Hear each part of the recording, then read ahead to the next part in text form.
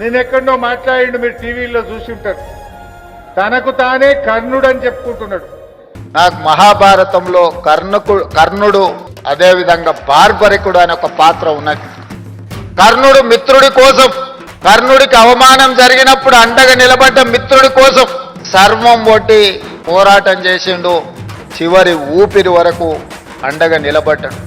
నేను కూడా మిత్రుల కోసం అండగా నిలబడాలి. తన ఛాతిని చీరి కవచ కుండలాలు అందించినటువంటి వ్యక్తి, మాట మీద నిలబడే వ్యక్తి కర్ణుడు. రేవంత్ రెడ్డి కర్ణుడా? క్రూరుడు.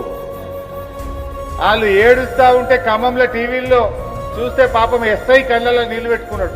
పాపం ఆ బందోబస్తుకు పోయిన ఎస్ఐ కళ్ళల్లో కూడా నీళ్లు ఆగలేదు. రాష్ట్రం మొత్తం 16 కోట్ల మంది, ఈ దేశం మొత్తం ఆ ఖమ్మం వీడియోలు చూసి బాధపడ్డారు. ఆ ఎస్ఐకి కళ్ళలో నీళ్లు వచ్చినాయి. ఆ వీడియోలు చూసిన మనందరం కూడా బాధపడ్డాం. కానీ వీసమెత్తు బాధపడని క్రూరుడు ఈ రేవంత్ రెడ్డి. నువ్వు కర్ణుడివి కాదు, నువ్వు క్రూరుడివి.